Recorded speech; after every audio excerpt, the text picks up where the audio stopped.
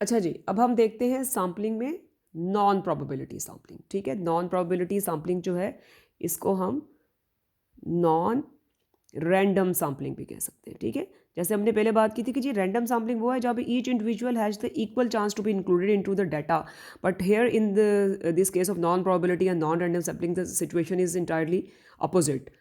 यहाँ पे हर किसी के पास इक्वल चांस नहीं है, यहाँ पे थोड़ी सी हमारी अपनी मर्जी है। इसी वजह से नॉन प्रोबेबिलिटी और नॉन रैंडम सैम्पलिंग में ज़रा बायस आ जाता है। ठीक है, जो प्रोबेबिलिटी और रैंडम सैम्पलिंग होती है उन्हें ज़्यादा अच्छा कंसिडर किया जाता है। So non probability sampling, non random sampling की एग्जांपल्स हम जल्दी से देख लेते हैं। इसमें से सबसे पहले होती है जी कन्वीनियंस सैम्पलिंग। ठीक है, ये बड़ा हमें जब हम कोई ना कोई भी रिसर्च कर रहे होते हैं तो हम कुछ हमें समझ नहीं आ रही होती कि हम कैसे पूछें, किसको पूछें, कौन बताएगा हमें कि ये मेरा जो सैम्पलिंग टेक्निक है ये क्या है।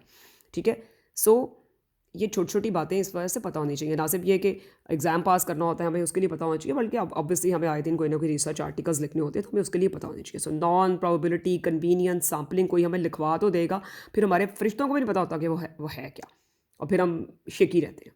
अंदर से जब बंदे को पता हो ना कि यार ये चीज़ मैंने नहीं आंधी, तो फिर काम बहुत ख़राब हो जाता है। इंसान का पूरा कॉन्फिडेंस जो है ना उसका बड़ा वर्क हो जाता है। सो ये चीज़ें पता होनी चाहिए। ठीक है, so what is the non probability sampling? It is also the non random sampling. इसमें हर इंडिविजुअल के पास इक्वल चांस नहीं है, कहीं ना कहीं आपका बायस शामिल है। ठीक है, सो इसमें सबसे कॉमन एग्जांपल क्या होती है? Convenience sampling. कन्वीनियंस जैसे जैसे उसका नाम ही बता रहा है, अपनी सहूलत के हिसाब से कन्वीनियंस सैम्पलिंग। ठीक है, आपको ईजी लग रहा है कि यार मैं अपने घर के पास ही जो 2 गलियां हैं ना वहाँ से मैं डाटा कलेक्ट कर लूँ। ठीक है, आपने अपनी कन्वीनियंस के तौर पे किया है। आपको लगता है यार मैं फर्स्ट ईयर को पढ़ाता हूँ तो मैं फर्स्ट ईयर से ही डाटा लेकर स्टडी कर लूँ। So this is the convenience sampling. ठीक है, and it's a type of non random sampling. उसके बाद इसमें होता है जी पर्पजिव। ये बड़ा अजीब सा है, इसकी समझ नहीं आती, बंदा कहता है यार पता नहीं ये पर्पजिव क्या है। ठीक है, पर्पजिव सैम्पलिंग, इसको जजमेंटल सैम्पलिंग भी कहा जाता है। अब मैं डी भूल ना जाऊँ। ठीक है, purposive sampling or judgmental sampling, it's also a type of non probability sampling. ठीक है, purposive sampling कि आपका एक पर्पस है वो अचीव होना चाहिए। ठीक है, आपकी जो रिसर्चर है उसकी अपनी जजमेंट के अकॉर्डिंगली वो सैम्पलिंग कर रहा है। ये मोस्टली पर्पसिव और जजमेंटल सैम्पलिंग जो है ये क्वालिटेटिव रिसर्च मेथडोलॉजीज में यूज़ होती है। ठीक है, ये आहिस्ता आहिस्ता अगर मेरा ये रहा ज़ील कायम कि मैंने कुछ ना कुछ रिसर्च की छोटी छोटी वीडियोस बनानी है दूसरों के फ़ायदे के लिए, तो फिर हम कभी बात करेंगे कि ये क्वालिटेटिव एंड क्वांटिटेटिव के क्या डिफरेंसेस होते हैं। ठीक है, सो क्वालिटेटिव रिसर्च जब हम कर रहे होते हैं तो उसमें मोस्टली हम पर्पसिव और जजमेंटल सैम्पलिंग कर लेते हैं, जो कि हमें पता होता है कि यार ये वाला जो ग्रुप है ना, ठीक है, फॉर एग्ज़ाम्पल हम किसी भी स्कूल में ये पता करना चाहते हैं कि स्टूडेंट जो है वो वाले स्टूडेंट जो कैंटीन से बिल्कुल नहीं खाते, वो अपने घर से लेकर आते हैं, तो आखिर वो क्या वजूहात हैं कि वो कैंटीन से नहीं खा रहे, वो अपने घर से ला के खा रहे हैं। और वो बड़ा इंटरेस्टिंग किस्म की रिसर्च होगी, वो बहुत डिफरेंट उनके, वो अपने हर किसी का एक अपना ओपिनियन होगा। ठीक है, हो सकता है किसी के पास घर में पेरेंट्स इतने वेल ऑफ नहीं है, वो उसको नहीं दे पा रहे हैं पैसे। ठीक है, ये एक रीज़न हो सकती है कि किसी में ये हो सकती है कि नहीं भाई ये अनहेल्दी है, मैं हेल्दी फूड खा रहा हूँ। ठीक है, तो पर्पसिव और जजमेंटल सैम्पलिंग क्वालिटेटिव रिसर्च की आपको जो एग्जांपल बता रहे हैं कि उसमें हमें ये लगेगा कि अच्छा मेरी जजमेंट ये है कि ये जो स्कूल के क्लास 1 टू क्लास 5 के बच्चे हैं ना, ये बच्चे मन के सच्चे, ये सच सच बताएंगे, तो मैं इनसे ये वाला जो डाटा है ना ये कलेक्ट कर लूँ। ठीक है, तो ये पर्पसिव और जजमेंटल सैम्पलिंग हो गई। अच्छा जी, कन्वीनियंस हो गया, पर्पसिव और जजमेंटल हो गया। एक इसमें होता है वॉलंटरी रिस्पॉन्स। ठीक है, ये तो वैसे ही हम सबको पता है कि जी वॉलंटरी रिस्पांस क्या होता है, कि आपने ये कहा कि जी मैं किसी भी जगह पे कि मैं ये रिसर्च करना चाहता हूँ, तो कौन लोग हैं जो वॉलंटियर करेंगे। ठीक है, तो वॉलंटियर्स आगे आ जाएंगे। ठीक है, आपसे ब्लड ग्रुप लोगों का पता करना चाहते हैं तो आप कॉलेज में जहाँ पे किसी जगह पे किसी हॉल में 3 4 5 क्लासेस अगर मौजूद हैं, उनको बैठा कर मुझे कितने लोग वॉलंटियर करना चाहते हैं कि we want to check their blood groups. ठीक है, एज ऑफ मेनार्क हम चेक पता करना चाह रहे हैं गर्ल्स में, तो उनको हम पूछ लें कि भैया आप वॉलंटियर कर लें, कितने लोग आप में से चाह रहे हैं कि करना, ठीक है। तो फिर वहाँ हर एक के पास तो इक्वल चांस नहीं है ना, जिसकी मर्जी है वो आएगा, जिसकी मर्जी है वो नहीं आएगा।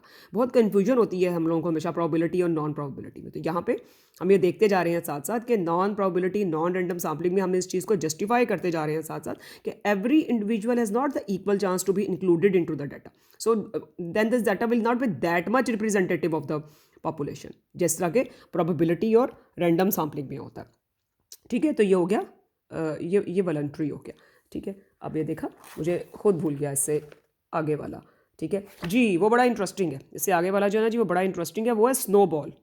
ये बड़ा मज़ेदार है। ये पहली बार जब मुझे भी कहीं पता लगा था तो बड़ा अच्छा लगा था कि ये स्नोबॉल सैम्पलिंग क्या होती है।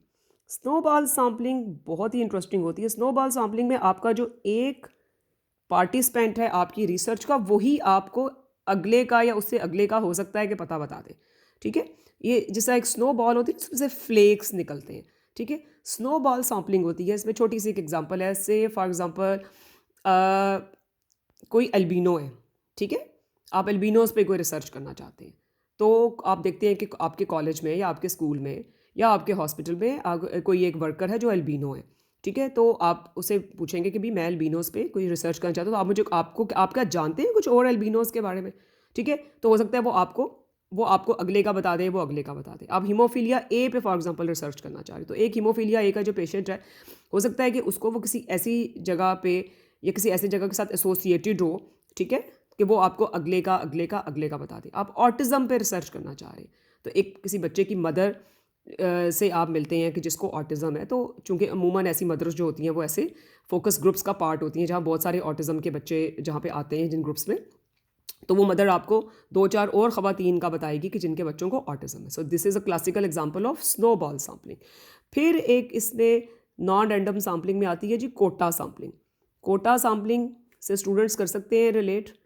अक्सर आप स्टूडेंट्स जब कुछ रिसर्च का काम कर रहे होते हैं तो जी मेरा कोटा पूरा हो गया है, ठीक है। कोटा सैम्पलिंग भी नॉन रैंडम सैम्पलिंग जैसी है, बट ये स्ट्राटिफाइड से कुछ मिलती जुलती महसूस होती है, लेकिन स्ट्राटिफाइड डिफरेंट है। स्ट्राटिफाइड बड़ी कॉम्बरसम है, उस पर टाइम लगता है, आपने सोच समझ के डिफरेंट स्ट्रेटास बनाने होते हैं और फिर उसके अंदर से रैंडम सैम्पलिंग करनी है।